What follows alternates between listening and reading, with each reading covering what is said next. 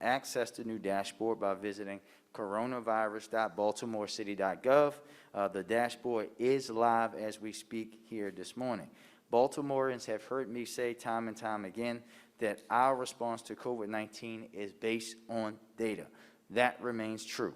This dashboard overhaul will make it easier for residents and the members of the public to see exactly what Dr. Jaraza, our health experts, and I use to make calls that protect the health and safety of us all. I will now turn it over to Dr. Jaraza for our current metrics and a deeper look at the new data tool. Dr. D?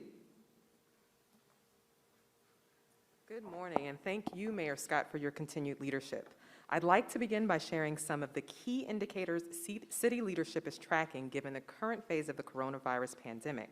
We've taken feedback from residents, and in consultation with our epidemiologists, we are very excited about the launch of these new dashboards. These metrics highlighted along with CDC guidance will also help us determine when it is appropriate to lift the indoor mask mandate, or if necessary, reintroduce restrictions to help limit the spread of disease. We are now continuing to monitor the number of new cases, deaths, percent positivity, and new COVID-19 hospitalizations in Baltimore City, all via 7-day averages to account for daily swings in the data. That's this very first, or actually the first dashboard that you see here. So additionally, we're also tracking vaccination coverage and how it increases within our eligible population, which at this time includes everyone over the age of 12 here in the city. This update to the dashboard also aligns with the CDC's COVID data tracker, which looks at the same metrics over a 7-day period to determine the level of community transmission within a jurisdiction. Additionally, you will notice that our key indicators trends are based on 2-week intervals to better illustrate rapid changes in the data. As of yesterday, as you can see, Baltimore City is averaging almost 85 cases per day, an increase of 8.6% from 2 weeks ago. Our positivity is 2.4%, a decrease of 23% from 2 weeks ago. We've seen 138 COVID-19 hospitalizations in the past 2 weeks, and to date, 56,649 city residents have tested positive for COVID-19. As of yesterday, 1,156 residents have tragically lost their lives due to this disease, with the number of fatalities increasing by 25% in the last 2 weeks. Based on the data, per CDC's definition, Baltimore remains in the substantial community transmission category. The Baltimore City Health Department and our clinical partners continue to provide vaccines for residents, meeting individuals and families where they are with mobile vaccination clinics in areas of low vaccination coverage. Currently, 64.2% of eligible residents aged 12 and up have received their first or single dose of vaccine, and 56.9% of eligible residents are fully vaccinated. In addition to the updates on the dashboard of key COVID metrics, our epidemiologists have also updated our COVID vaccine coverage map to now detail rates of vaccination across the city via CSA. This data is what helps to guide our mobile vaccination clinics. This new map is also available at coronavirus.baltimorecity.gov. One of the key features of this update includes the ability to overlay mobile vaccination clinics held by the Health Department, our partners, as well as the Maryland Department of Health, as a way to connect people to needed resources. As a reminder, the Health Department provides updates to its weekly vaccination schedule at baltimorecity.gov/BeMoreVax. Individuals without access to the internet can call 443-984-8650 to talk with a representative from our COVID call center who can provide information about where to receive a vaccine. Likewise, if someone has trouble leaving their home, they can register with our Vax at Home program to have vaccines brought to them and their caregivers, either by calling the same number or registering at covax.baltimorecity.gov. As a reminder, the prevalence of the highly transmissible Delta variant required Baltimore City to reinstate its indoor mask order on August 9th.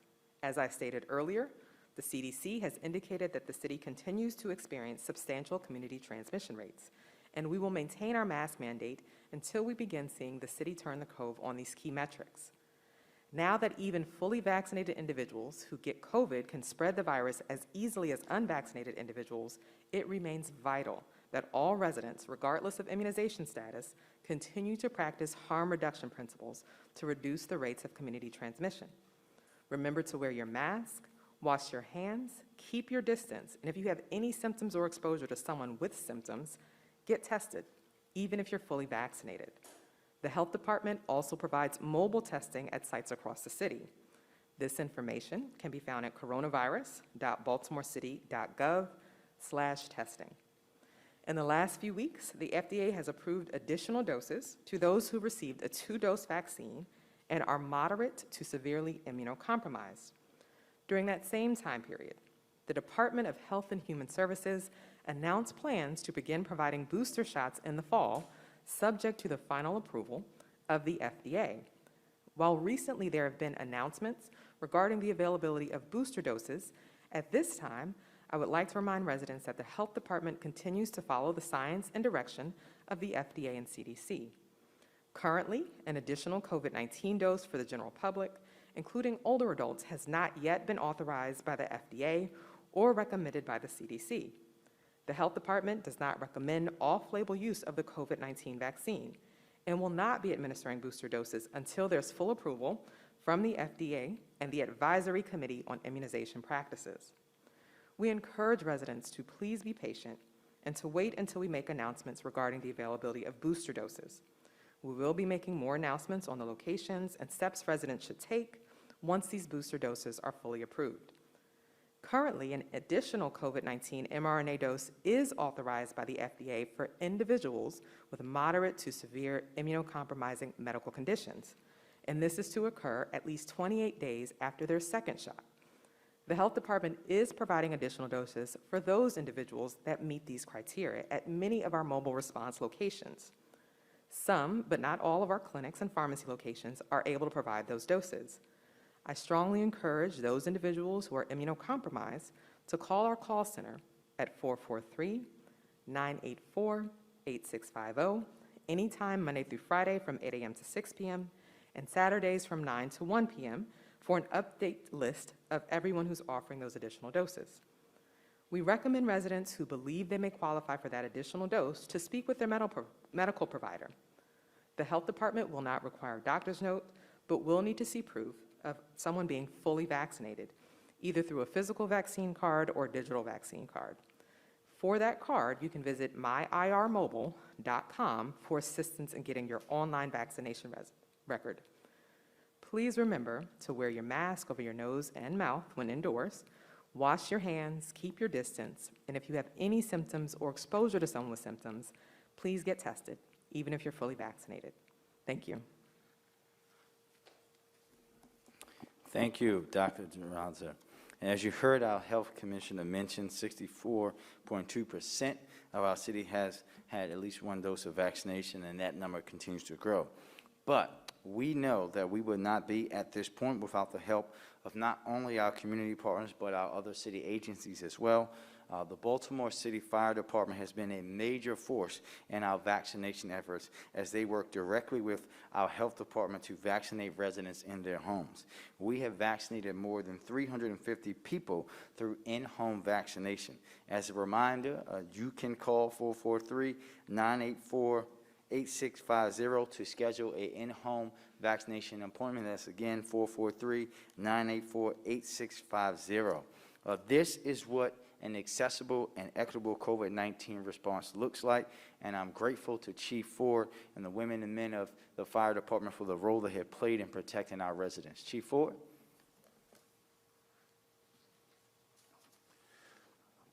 Thank you, Mayor, for your leadership and public safety and health throughout the city. Thank you, Dr. Duranza, for your leadership in trying to keep our community safe. I also want to thank members of our department, in particular Deputy Chief Matz, Paramedic Latonia Everett, and Lieutenant Johnson, those two who were particularly boots on the ground in this issue. Since May 11th, we partnered with the City of Baltimore, the Health Department, and the University of Maryland Medical Center to offer free COVID vaccinations to residents in their homes. This is a wonderful opportunity to ensure that those who are unable to get out of their homes, whether it's from lack of transportation or mobility, our goal is to make receiving the vaccination as convenient as possible. And since the inception, we have administered 347 vaccines to residents in the comfort of their own homes, in support of Mayor Scott's goal to have everyone in the city of Baltimore vaccinated. We will continue our efforts until we've connected with everyone who is interested in receiving the vaccine. The opportunity is still available. I know that we've said this several times, but I believe repetition is good for the soul. In order to register, please call 443-984-8650. Again, that number is 443-984-8650. Or you can register online at covax.baltimorecity.gov. Again, that's covax.baltimorecity.gov. Thank you, Mayor. Thank you, Chief. And before we wrap up and take questions, I'm excited today to announce a vaccination incentive that no true Baltimorean can pass up. As we said earlier, we know football is back, with us taking on the Los Reno, whatever they're called, on Monday night. And let me just say, if you're not understanding that our Ravens will be continuing in the Super Bowl this year, you can no longer reside in the city of Baltimore. But I have teamed up with the health department for a contest to win 2 tickets to my skybox at M&T Bank Stadium for the Ravens game against the Chiefs on Sunday night when Patrick Mahomes comes to town. And entry is easy.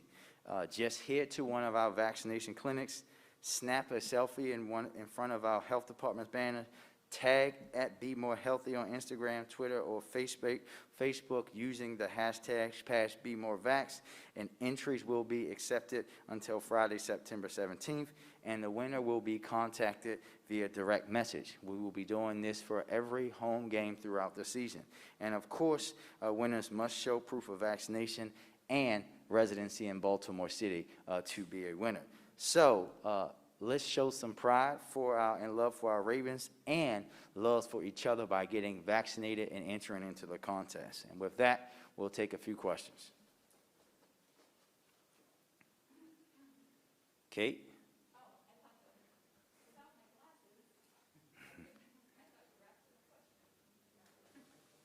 Hi, happy Friday, Mayor Scott. Happy Friday. I have a question about the city's vaccination requirement for Baltimore City employees. Given President Biden's aggressive new mandate for the executive branch, where he is eliminating the testing opt-out, either you get the vaccine or you get disciplined, have you rethought the fact that the city's current protocol not only includes opt-outs for the vaccination, but includes religious and medical exemptions to the testing? Are you reconsidering that at all? We are continuing down the path that we set forth, and we will make adjustments as the data drives us after going through with our original plan. Just to follow up, so I guess that's a no. But what are you looking for, or what are you waiting for? I think it's the allowing an exemption to the testing part, which was an opt-out to begin with. I'm hoping that you could explain the data behind that, why that's in place right now for city Well, I employees. think we know that we have protections for religious reasons in this country, and this is no different. And what we're going to continue to do, Kate, is this is about us working with our employees, with our partners in labor, with the health commissioner, with our HR director, to make sure that we're getting more of our employees vaccinated. As we said when we announced this last week, we're going to use the data to drive how we go further and if we need to go further, but we are not without going through, right? Without going through with the word that I committed to and the word that the health commissioner committed to. We're not going to change that right now. Okay. And finally, I have a question for Dr. Drazza. I'm just curious, you have said for the last several weeks, we now know that vaccinated people can spread the virus as easily as unvaccinated people. Are you referring to that recent piece in JAMA, or is there some other research or data that you're referring to? It would just be helpful to underscore that if I could do that with data. Thanks. Sure, sure. So again, referring to much of what the CDC has put out, so they put out MMWR, we call MMWR reports on a weekly basis, multiple reports. So based on the data that the CDC has compiled, that they have seen that transmission is just as likely, unfortunately, with the vaccinated and unvaccinated. Thank you. Sir? Good morning. Good morning. Talking in terms of the immunocompromised being eligible for boosters, but I didn't hear any reference to anyone else. How does that go with the governors now opening this up to congregate living facilities and nursing homes, et cetera? Sure, sure. So the booster doses for the general population have not yet been approved by the FDA as well as the ACIP, which is the CDC's Advisory Committee on Immunization Practices. So though there has been discussion, there has not been full approval yet. And so if something's not yet fully approved, it's considered to be an off-label use. And again, we'd like to wait until we see full approval from the FDA and the ACIP before opening it up to the general population. But as you note, it is available for those that are severely or moderately immunocompromised. So just to make sure I'm clear, if there's a nursing home or assisted living facility within the city limits, are those people eligible for a booster under the state's guidance, or are you prohibiting it within the city limits? We're not prohibiting it, but we do run vaccination clinics and we provide vaccinations across the city. So our vaccination sites, again, are not going to be doing any off-label use of vaccines at this point. But the state may do that, if they so choose. One last question. Lily Mae Jackson was listed among 3 schools recently that I think had 16 cases in young children, younger than 10. When the schools come out, do they have numbers they report to you? Do we have a way of gauging as school gets up and running where we're seeing pockets and what kind of testing or different things are going on to try to help with that?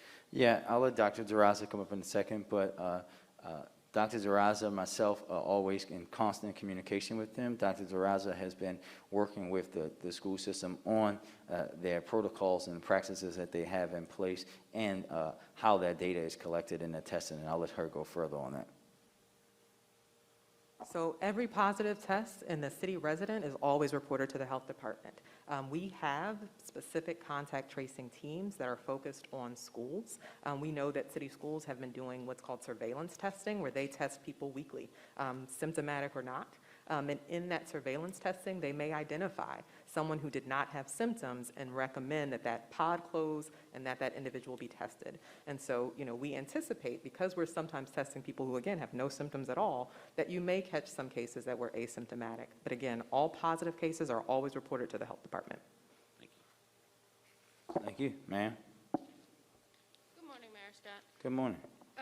Going back to schools for a second, we know that Project Baltimore investigated some of the allegations in Augusta Fells. City schools confirmed those allegations and more. Given what the public has learned and you as mayor, do you plan to hold any sort of investigative hearing in the public to learn what exactly is going on across Baltimore City public schools? So I'm aware of the report. We know that our system has been challenged. We know, again, that the state of Maryland has admitted that it underfunded our city schools to the tune of $300 million a year for many, many years, and we cannot ignore that, especially with the efforts that the state legislature has taken to override a short-sighted veto of the governor to fully fund public schools in Maryland. Under my administration, what we will do is to continue to make sure that our students and their education come first, and that we are building a 21st century system by working hand in hand with the school system, with our partners at the state who have the direct influence over education to build the blueprint for Maryland's future as the law designed. That's what we're going to do each and every day. We will not use this as an opportunity to just poo-poo on our students. But yes or no, you as mayor, will you call for a hearing and use your platform to get to the bottom of this? Well, again, I think that we have to help you guys understand how government works. Mayors don't call public hearings. The legislature does that. And also understand, again, that this report was conducted by the school system on their own, without anyone from your station or others dictating to them. We know what happened. There are processes and practice in place to deal with those people and to make sure they are audited. Baltimore City Schools is audited by the state of Maryland consistently, and they've had good audits recently. I would encourage you guys to go read them so that we will continue to make sure that this doesn't happen again. We can do that by building systems in place to make sure that not only do we have these fail-safes like they had in this case, because this was caught by the school system and no one else, but they will also build in systems that don't allow for it to happen in the first place. Thank you. Do you think that report would have come out if it wouldn't have been for the investigation and the reporting that Project Baltimore has done, though? Well, the reality is that the report was done and the adjustments and the necessary actions were taken regardless of Project Baltimore, right? They had already done that work. The people were already disciplined. That stuff happened without the report coming out in the public. The real reality and the real thing that we have to understand is, was action taken regardless? Action was taken. More actions are to come. That's the bottom line. Emily? Good afternoon. I'd like to ask more about the at-home vaccination clinic. I know Chief Ford touched briefly on the reasons why folks need access at home, but if we could hear more about them and specific reasons, it'd be helpful for my audience. Yeah, I think that when you think about folks who can't physically leave their homes, right? Residents in Baltimore who are homebound, we know that they'll have people coming into their homes, working with them. Their families will be visiting them, right? They deserve the right to be vaccinated too. They deserve the right to be able to have that same access to the vaccine, and that's what this program is about. And I'll let Dr. Duraza and Chief Ford go into more, but this is about equitable access for people who need to be protected from this deadly virus like everyone else.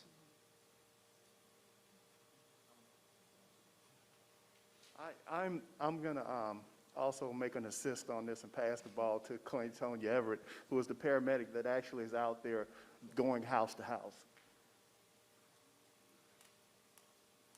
Good morning. My name is Claytonia Everett. I'm sorry, I didn't hear your question. Thank you for speaking. I was asking why specifically folks are signing up for this program. If you could share some of the reasons and stories you've heard in your work. Well, most of the reason is because they are homebound. Most of our patients are unable to do anything, and with their caregivers, they're unable to come out as well. So these people actually need someone to come in and give them help. So when we go in there, we see that this is very necessary and very important because COVID has been going on now for over a year, and these people haven't had visitors because they're not vaccinated. So this is important because if they're home and it's been over a year and their family can't visit, then this is something that they really want. Thank you. Thank you. Go ahead, Kate.